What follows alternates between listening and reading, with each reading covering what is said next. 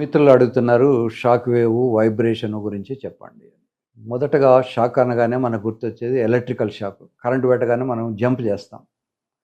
So, ఇది misnomer. అలా jump చేసేంత ఇన్‌కన్వీనియంట్ ఉండదు షాక్ వేవ్ థెరపీలో. మనకొక శబ్దం ఇలా టక్ టక్ అని కొట్టిన శబ్దం మాత్రమే వస్తుంది. అయితే ఇంగ్లీష్‌లో దాన్ని షాక్ అంటారు.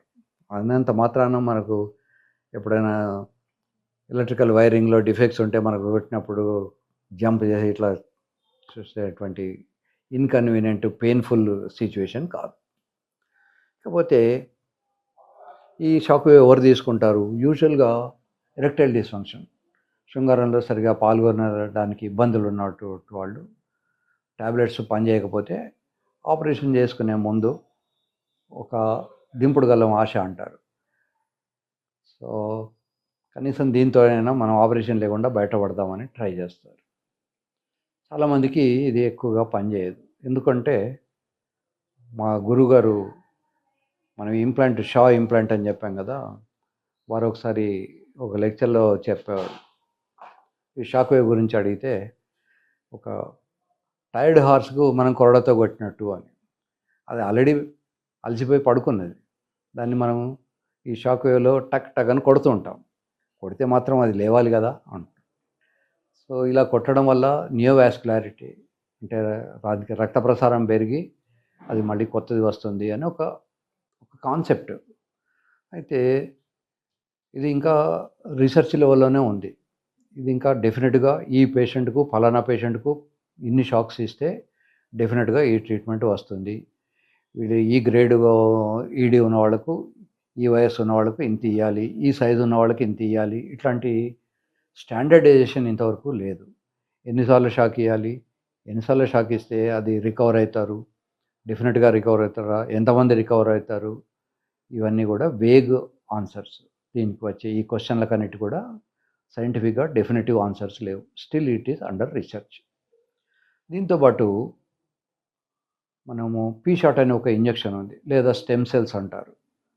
సో, ఆ ఇంజెక్షన్స్ ఇస్తే వస్తాయా? ఈ మధ్య కాలంలోనే మనం న్యూస్ పేపర్‌లో చదివాము. ఈ అన్‌క్వాలిఫైడ్ పీపులు నీ దాంట్లో పీ-షాట్ అవి ఇస్తున్నారు. కనుక దాని మీద మేము బ్యాన్ చేస్తున్నామని మన తెలంగాణ మెడికల్ కౌన్సిల్ చెప్పింది.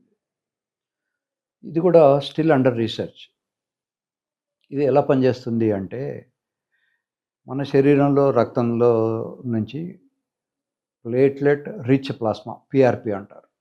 ఈ ప్లేట్లెట్ రిచ్ ప్లాస్మాను సెంట్రిఫ్యూజ్ చేసినప్పుడు బయటికొస్తుంది. దీన్ని మళ్ళీ ఇంజెక్ట్ చేస్తే దీంట్లో గ్రోత్ ఫ్యాక్టర్స్ వగైరా కూడా ఉండడం వల్ల ఒక రిజువనేషన్ వస్తుంది అన్న ఒక కాన్సెప్ట్. సో, ఇది ఎంతమందికి వస్తుంది? ఎలా ఇయ్యాలి? ఏ ఏజ్ వాళ్ళకి ఇయ్యాలి? డయాబెటిస్ ఉన్న వాళ్ళకిస్తే ఏమైతుంది? డయాబెటిస్ లేని వాళ్ళకిస్తే ఏమవుతుంది? తర్వాత ఎన్ని సార్లు ఇంజెక్షన్ ఇయ్యాలి? ఈ ఈ పీఆర్‌పీలో కూడా చాలా మెథడ్స్ ఉన్నాయి. ఏ మెథడ్‌లో మంచి రిజల్ట్స్ ఉన్నాయి? ఎంత రిజల్ట్స్ ఉన్నాయి? ఇవన్నీ కూడా స్టిల్ అండర్ రిసర్చ్. ఆహ్, డెఫినిటివ్‌గా మనం ఈ ఫలానా పేషెంట్‌కు ఫలానాది ఇయ్యగలము అన్నది లేదు. ఇప్పుడు వయాగ్రా మీద లాంటి టాబ్లెట్స్ మీద బోలెడంత రిసర్చ్ జరిగింది. బోలెడన్ని సైంటిఫిక్ పేపర్స్ వచ్చాయి. Throughout world multi centric study అంటారు. జపాన్‌లో చేశారు, బంగ్లాదేశ్‌లో చేశారు, పాకిస్తాన్‌లో చేశారు, ఇండియాలో చేశారు, జర్మనీలో చేశారు. ఇలా మల్టీ సెంట్రిక్ స్టడీస్‌లో సింగిల్ బ్లైండ్ స్టడీ అని, డబుల్ బ్లైండ్ స్టడీ అని ఈ స్టడీస్ చేయడం వల్ల సింగిల్ బ్లైండ్ స్టడీలో ఏమిటంటే రిసర్చర్‌కి తెలుస్తుంది. ఏ వ్యక్తికి టాబ్లెట్ ఇచ్చాము, ఏ వ్యక్తికి టాబ్లెట్ ఇయ్యలేదు అని. ప్లాసిబో అంటారు. ఓ పేషెంట్‌కి ప్లాసిబో ఇస్తారు. ఇంకో పేషెంట్‌కు వీళ్ళు అనుకున్న టాబ్లెట్ ఇచ్చి దాని ఎఫెక్ట్స్ చూస్తారు. ఒక స్టేజ్‌లో ఏమొస్తుంది అంటే రిసర్చర్ కూడా తెలియదు. దాన్ని డబుల్ బ్లైండ్ స్టడీ అంటారు. ఎవరికి ప్లాసిబో పోతుందో, ఎవరికి యాక్చువల్‌గా వీళ్ళు ఇంటెండెడ్ మందు ఇస్తున్నారో తెలియదు. అప్పుడు ఆ రిజల్ట్స్‌ని కంపేర్ చేస్తారు. కంపేర్ చేసినప్పుడు డబుల్ బ్లైండ్ స్టడీలో, సింగిల్ బ్లైండ్ స్టడీలో ఆల్మోస్ట్ ఈక్వల్ రిజల్ట్స్ వచ్చినప్పుడు మాత్రమే మార్కెట్‌లోకి ఎంటర్ అవుతాయి. సో, ఈ పీఆర్‌పీకి గానీ, షాక్ వేవ్స్ గానీ ఇంతవరకు కన్ఫర్మేటివ్ స్టడీస్ లేవు. చాలామంది క్లెయిమ్స్ ఉన్నాయి. చాలామంది డాక్టర్స్ చెప్తారు ఇది బానే ఉంది. దీనివల్ల వస్తుందని. నా దగ్గరికి చాలామంది పేషెంట్లు కూడా వచ్చారు. సార్ ఇవి తీసుకున్నా కూడా నాకేమి తగ్గలేదు అని. కనుక దాన్ని కాషన్‌గా పెట్టుకొని మీరు రాకపోవచ్చు, రావచ్చు అనే 2 వివిధమైనటువంటి రిజల్ట్స్ ఉంటాయన్న కాన్సెప్ట్‌లో ఈ ట్రీట్మెంట్ తీసుకోండి. నేను కూడా సర్జరీ చేయించుకుంటా అన్న వాళ్ళకు, ముఖ్యంగా యువకులకు చెప్తాను. వెళ్ళి ట్రై చేసి రండి.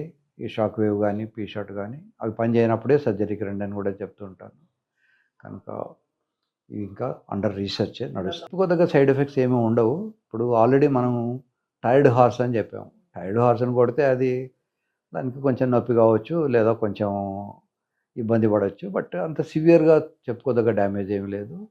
ఈ షాక్ వేవ్ కన్నా కూడా పీ షాట్‌కు కొంచెం బెటర్ రిజల్ట్స్ ఉన్నాయి. బట్ స్టిల్ అది కూడా అండర్ రీసెర్చే. కనుక మనం డెఫినిటివ్‌గా దాన్ని చెప్పడానికి వీల్లేదు. సో, ఏ డౌట్ ఉన్నా కూడా మీరు నిరభ్యంతరంగా అడగొచ్చు. ఇప్పుడు మనం వైబ్రేషన్ గురించి మాట్లాడుకుందాం. కొద్దిమందికి ఎరెక్షన్ రాకపోతే వైబ్రేషన్ పెడితే ఎరెక్షన్ రావచ్చు. ఎరెక్షన్ కన్నా కూడా ఇజాక్యులేషన్, ఫ్లూయిడ్ బయటికి రావడం అనేది ముఖ్యం. ఇదేమిటి ఫ్లూయిడ్ బయటికి రావడం వేరు, ఎరెక్షన్ వేరా అంటే, ఎరెక్షన్ అంటే రిజిడిటీ అంటే హార్డ్‌నెస్. ఈ హార్డ్‌నెస్ అవసరం వస్తే 500 గ్రాముల బరువు మోయగలిగినంత శక్తి ఉంటేనే దాన్ని వెజైనల్ ఇంట్రాయిటస్ అంటారు. అమ్మాయి లోపలికి ఎంటర్ కాగలదు. సో, మాస్టర్బేట్ చేసినప్పుడు అంత రిజిడ్ ఎరెక్షన్ రాకపోయినా ఇజాక్యులేషన్, ఫ్లూయిడ్ బయటికి వస్తుంది. సో, ఫ్లూయిడ్ బయటకు వచ్చినంత మాత్రాన he is fit for the marriage అనో, fit for the married life అనో అనుకోవడం పొరపాటు. చాలామంది అనుకుంటారు రాత్రిపూట నిద్ర లేచేలోపల అది లేస్తుంది కదా, కనుక హీ ఈజ్ ఫిట్ ఫర్ అని. కాదు. ఇప్పుడు దాన్ని ఈ నిద్రలో గట్టిపడే దాన్ని గర్త్ పెరుగుతుంది. ఈ గర్త్‌ను మెజర్ చేయడానికి రిజి స్కాన్ అనే ఒక స్కాన్ ఉంది. ఆ స్కాన్‌లో మనం వీ కెన్ మెజర్ ఎంత గర్త్ పెరుగుతుంది, ఎన్నిసార్లు పెరిగింది, ఎన్ని నిమిషాలు ఆహ్, హా గర్త్ పెరిగి అదే స్టేటస్‌లో ఉంది అనేది చూస్తాం. ఇది నార్మల్ రిజి స్కాన్ రిపోర్ట్ ఉన్నవాడు కూడా సంసారం చేయలేకపోవచ్చు. అబ్నార్మల్ రిజి స్కాన్ రిపోర్ట్ ఇచ్చినవాడు కూడా సంసారం చేయొచ్చు. కనుక సర్టిఫికేట్‌తో సంసారం నడవదు. First point. ఈ ఎరెక్టైల్ డిస్‌ఫంక్షన్ అనేది క్లినికల్ డయాగ్నోసిస్. ఒక డాక్టర్ చేయబెట్టి చూసి ఇది సరిపోతుందా, గట్టిదనం ఉందా లేదా అని చెప్పాలి. ఎరెక్టైల్ డిస్‌ఫంక్షన్ ఉన్నవాడికి మనం సీటీ స్కాన్ చేసినా కనబడదు. తర్వాత ఎంఆర్ఐ చేసినా తెలియదు. అయితే మరి పీనల్ డాప్లర్ ఉంది కదా, పీనల్ డాప్లర్ డాక్టర్లు అందరూ రాస్తున్నారు కదా అని మీరు అడగచ్చు. పీనల్ డాప్లర్‌లో వెలాసిటీ ఆఫ్ ది బ్లడే గానీ, హార్డ్‌నెస్ ఆఫ్ ది పెనిస్ చెప్పదు. సో, ఎంత స్పీడ్‌గా రక్తం వస్తుంది, ఎంత స్పీడ్‌గా రక్తం వెళ్ళిపోతుంది. ఇవి రెండే విషయాలు మనం గమనించగలం డాప్లర్ స్టడీలో. అంతేగాని ఇది ఎంత గట్టిగా ఉంది, ఎంత గట్టిదనం ఎంతసేపు మెయింటైన్ అయింది అనేది చెప్పలేం. సో, ఇంతవరకు ఎరెక్టైల్ డిస్‌ఫంక్షన్‌కు డయాగ్నోజ్ చేయడానికి సరిపోయినటువంటి టెస్ట్‌లు పూర్తిగా రాలేదు.